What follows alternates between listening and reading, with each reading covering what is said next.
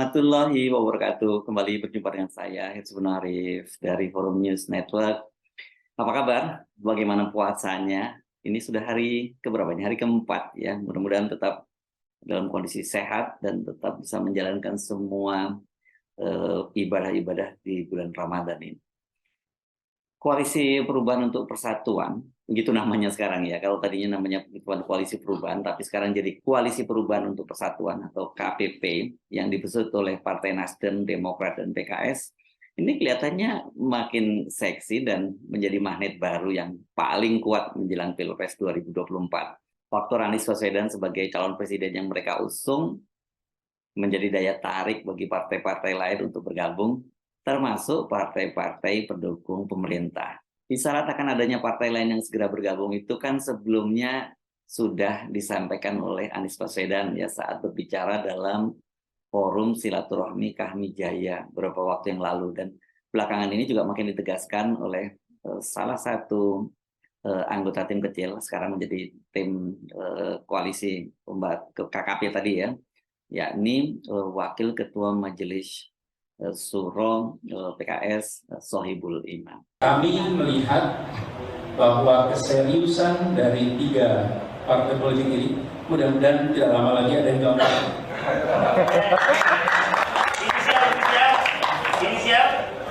Kita biasa kerja selesai baru pengumuman.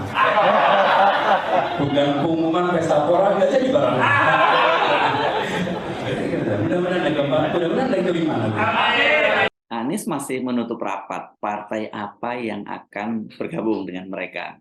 Tadi kan bahkan dia cuma tersenyum ketika ada audiens yang menggodanya agar menyebutkan apa sih inisial partai tersebut. Ya kalau nggak disebut lengkap, sebut inisialnya saja, kira-kira begitu ya maksudnya ya. Dia cuma menjawab, kami biasa bekerja dulu, baru pengumuman. Bukan pengumuman dulu, tapi nggak jadi barangnya. Kendati Anies menolak menyebutkan apa partainya, bahkan apa inisial partainya saja tidak mau, sebenarnya kita dengan mudah bisa menduga partai tersebut salah satu atau salah 2 dari partai pendukung pemerintah. Sebab saat ini dari 9 partai yang ada di parlemen, itu 7 partai menjadi pendukung pemerintah. Ada PDIP, Golkar, Gerindra, PKB, Nasdem, PAN, dan yang paling buncit itu P3. Hanya ada sisa 2 partai yang berada di oposisi, yakni Demokrat dan PKS. Dengan komposisi seperti itu, di mana partai pemerintah, maksud saya partai-partai pendukung pemerintah itu menguasai 81,9% kursi di parlemen, sesungguhnya pintu bagi capres dan cawapres dari kubu oposisi itu sudah tertutup. Demokrat dan PKS yang masing-masing memiliki 54 dan 50 kursi tidak bisa memenuhi syarat 20% presidensial threshold.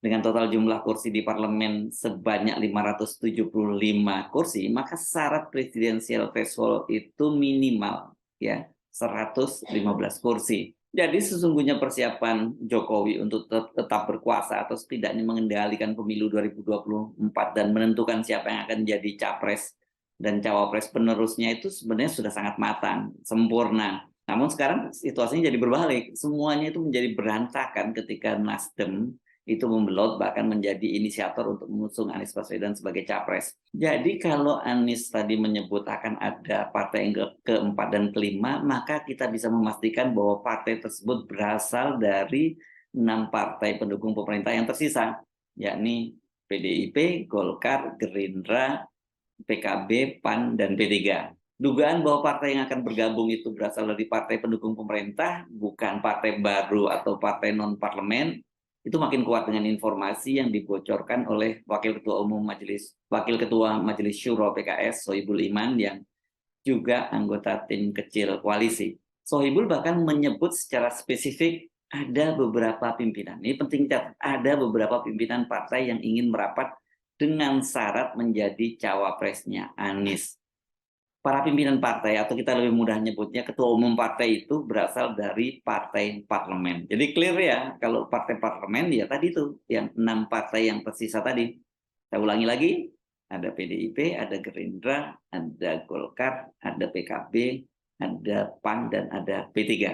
Nah, dari 6 partai di parlemen yang tersisa, kita dapat pastikan bahwa PDIP dan Gerindra itu kita coret ya dari daftar yang mungkin menawarkan diri untuk menjadi cawapresnya Anies Baswedan. Sudah jauh-jauh hari ini Sekjen PDIP Hasto Kristianto menyatakan tidak mungkin bergabung dengan koalisi perubahan yang mengusung Anies Baswedan. Hasto bahkan sebelumnya juga sudah tegas menyatakan PDIP tidak mungkin kerjasama koalisi dengan kerjasama atau berkoalisi dengan Demokrat dan PKS. Jadi ini lengkap nih, dengan Anies tidak mungkin, apalagi dengan ditambah lagi dengan partai-partainya terutama Demokrat dan PKS. Sementara dengan Nasdem sebenarnya ini PDIP hubungannya juga terutama hubungan Ibu Megawati dan Pak Surya Paloh itu memang sedang tidak hangat kalau kita tidak mau menyebut bahwa hubungan mereka itu sekarang ya dalam kondisi yang tidak baik-baik saja gitu ya. Dan yang lebih penting lagi kan tentu saja PDIP itu akan mengusung kadernya sendiri. Bagaimana dengan Gerindra? Sama dengan PDIP, tidak mungkin bergabung dengan Anies, apalagi kalau menjadi cawapresnya. Prabowo sudah menerima mandat dari Gerindra dan menyatakan kesiapannya maju kembali sebagai capres tahun 2024. Ketika Prabowo menerima kunjungan Pak Surya Paloh beberapa waktu yang lalu di kediamannya di Hambalang, itu Prabowo dengan tegas dia menyatakan menghormati pilihan Partai Nasdem dan menyatakan siap head to head dengan Anies Baswedan. Jadi kelihatannya pada pertemuan itu Pak Surya Paloh mungkin mencoba menawarkan kerjasama dengan Pak Prabowo. Tapi Pak Prabowo tentu kekeh dia akan maju menjadi capres sendiri pada tahun 2024 karena itu tadi dia siap kalau head to head dengan Anies Baswedan. Jadi kita sekarang tinggal punya 4 kandidat partai parlemen yang tersisa. Golkar, PKB, PAN, dan P3. Dari 4 partai tadi, Golkar dan bersama dengan PAN dan P3 itu tergabung dalam Koalisi Indonesia Bersatu. Sebuah koalisi yang dengan mudah sejak awal itu ya kita duga itu dipersiapkan sebagai perahu Pak Jokowi atau proksinya. Satu lagi nih, PKB yang juga sudah bergabung dengan Gerindra dalam Koalisi Indonesia Raya yang akan mengusung Prabowo sebagai calon presiden. Namun kalau kita cermati, belakangan ini kan Ketua Umum PKB, Caimin, Muhaimin Iskandar itu sedang sangat galau, bahkan bukan hanya galau nih, kelihatannya kadang-kadang dia juga kesal juga. Kendati sudah berkoalisi, bahkan membentuk sekretariat bersama, namun Prabowo itu ternyata tidak ingin menggandeng Caimin sebagai cawapresnya. Jadi dia hanya diajak dalam berkoalisi mendukung Prabowo dan nanti cawapresnya dicari yang lain. Itu yang rupanya ada dalam skenario-nya Pak Prabowo, sementara dalam skenario-nya Caimin berbeda. Apalagi kan sesuai mandat Muktamar dan kemudian juga sesuai dengan istimewa ulama PKB beberapa waktu yang lalu ya, sudah merekomendasikan agar Caimin itu menjadi cawapresnya Prabowo dan Pak Prabowo waktu itu diberi deadline-nya sebelum bulan Ramadan itu sudah diumumkan. Nah sekarang Ramadan kan sudah memasuki hari keempat dan tidak ada tanda-tanda Prabowo akan mengumumkan Caimin sebagai calon wakil presidennya. Dan itu semakin tidak pasti lagi, semakin pasti bahwa tidak akan terjadi, maksud saya. Tepatnya seperti itu karena Wakil Ketua Dewan Pembina Partai Gerindra, Hasim Joyo Hadi Kusumo sudah menyatakan kalau mau berpasangan dengan Caimin pasti sudah dideklarasikan sejak tahun lalu ya.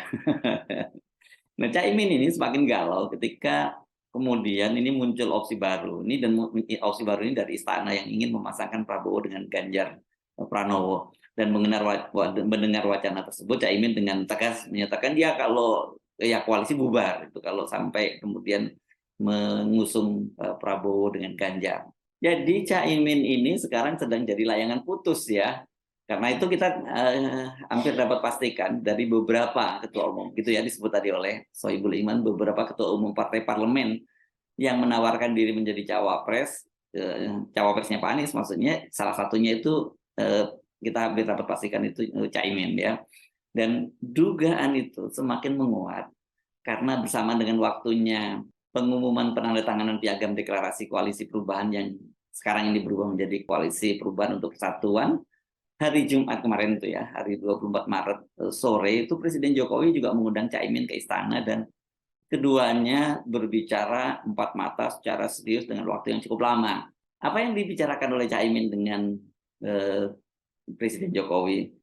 Ada bocoran dari politikus PDIP Saiful Huda yang menyatakan bahwa pertemuan tersebut itu memang betul berlangsung di Istana Merdeka dan kata dia itu sifatnya mengundang. Itu maksudnya inisiatif pertemuan itu datangnya dari pihak istana, dari Pak Jokowi, bukan Cak Imin yang minta waktu bertemu dengan Jokowi. Pertemuan itu berlangsung Jumat pukul 15 sore dan cukup panjang, membahas berbagai hal termasuk politik. Ya, kendati hanya menyebut masalah politik dan dia menyatakan, kalau kita ditanya apakah soal pilpres atau tidak atau pencapresan, dia menyatakan ya itu nyerempet lah katanya. Tetapi kita sudah bisa dapat pastikan bahwa keduanya itu membahas soal pencapresan. Jokowi ini tampaknya mencoba mengantisipasi jangan sampai Cak Imin ini menjadi bola liar gitu bergabung dengan Anies karena marah dan jengkel dengan Prabowo. Lepas apakah Anies bersedia menerima tawaran PKB dan mau menjadikan Cak Imin sebagai cawapres, kemungkinan PKB bergabung itu bagaimanapun juga harus diantisipasi secara serius oleh istana. Sebab kalau itu sampai terjadi itu saya kira itu bisa menjadi semacam kartu domino ya. Itu makin lemahnya cengkeraman Jokowi sebagai pemimpin partai koalisi, dan namanya kalau kartu domino tentu bangunannya itu bisa langsung roboh begitu saja. Karena kalau sudah Nasdem, oke, Nasdem ternyata dengan bergabung di koalisi oposisi kita gitu menyebutnya ya, ternyata memang belum memberikan pukulan yang signifikan terhadap koalisi pimpinan Jokowi. Nah, selain Cak Imin, ketua umum partai politik yang potensial menawarkan diri atau setidaknya bergabung menjadi cawapres Anies adalah ketua umum Partai Golkar, Airlangga Hartarto. Hubungan Airlangga dengan Surya Paloh ini cukup dekat. Mereka sama-sama kader Golkar, dan Airlangga mengakui Surya Paloh sebagai seniornya.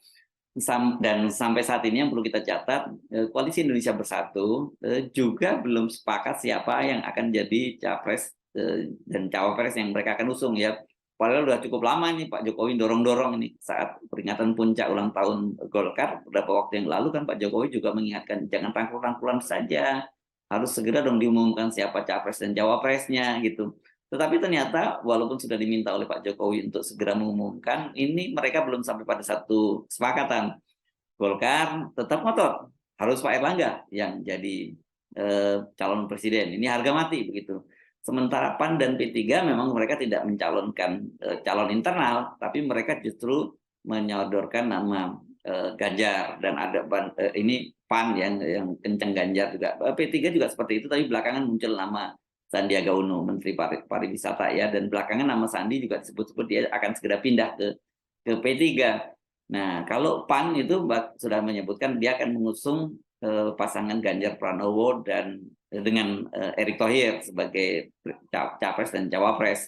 Nah, P3 ini nanti kalau kemudian ternyata Sandiaga Uno jadi bergabung, apakah dia sekarang berubah dari Ganjar menjadi Sandiaga Uno? Tapi pada prinsipnya tiga partai ini, Koalisi Indonesia Bersatu itu memang belum satu kesepakatan siapa yang akan diusung gitu ya. Jadi kalau kita menduga bahwa Erlangga ini salah satu yang potensial ya untuk bergabung dengan Anies Baswedan, ya nggak terlalu salah. Kenapa? Karena memang hubungan tadi, selain hubungan Erlangga dengan Surya Paloh cukup dekat, itu Erlangga itu hari Sabtu kemarin itu menjadi satu-satunya ketua umum parpol pemerintah yang hadir dalam buka puasa bersama. Ini yang diselenggarakan oleh Partai Nasdem di Nasdem Tower. Padahal kata Nasdem, semua 6 ketua umum partai pemerintah itu diundang. Yang lain hanya mengirimkan wakil-wakilnya saja ya. Airlangga Hartarto duduk satu meja bersama Surya Paloh, Anies Baswedan. Nah, yang menarik juga di situ ada mantan Wakil Presiden Yusuf Kala yang ini juga senior Golkar, dan kemudian AHY, Ketua Umum Partai Demokrat. Selesai buka puasa, ketika ditanya wartawan apakah kehadirannya ada kaitannya dengan tawaran bergabung ke koalisi Perubahan untuk Persatuan, secara diplomatis Airlangga menyatakan kehadirannya hanya sebatas silaturahmi dengan seniornya. Kita sama-sama punya koalisi, namun dalam politik komunikasi menjadi hal yang penting, itu kata Airlangga Hartarto secara diplomatis. Airlangga juga menjawab kalau tentang gagasan adanya koalisi besar, menurut dia itu secara politik bisa menguntungkan kalau terbentuk koalisi besar. Nah, bagaimana dengan ketua umum koalisi pemerintah yang lain, yakni Zulkifli Hasan dari Ketua Umum Partai Amanat Nasional, dan Mardiono, Haji Muhammad Mardiono ini PLT Ketua Umum P3. Peluangnya saya kira tampaknya sangat kecil ya, karena saat pertama tentu posisi tawar keduanya tidak sekuat Caimin maupun Airlangga Hartarto, dan kedua mereka sendiri bahkan di Koalisi Indonesia Bersatu pun tidak pernah menyebut dirinya apa kader dari partai masing-masing, justru mereka mengusung Ganjar. Ini sesuai dengan skenario dari Pak Jokowi. Kendati kecil, peluang pembelotan baru di koalisi pemerintah ini tetap harus diantisipasi oleh Istana. Satu pembelotan dari Nasdem saja itu sudah membuat skenario Istana yang sudah dipersiapkan secara rapi sejak jauh-jauh hari jadi berantakan. Apalagi bila ditambah dengan pembelotan baru. Jadi siapa yang akan bergabung, ketua umum partai parlemen yang akan bergabung dan menawarkan diri menjadi capres Anies Baswedan, silakan Anda tebak-tebak. Tapi ya kisi-kisinya sudah jelas, itu partai parlemen. Ya artinya mereka tidak jauh-jauh dari figur-figur yang saya sebutkan tadi. Saya Sunarif, sampai jumpa lagi. Wassalamualaikum warahmatullahi wabarakatuh.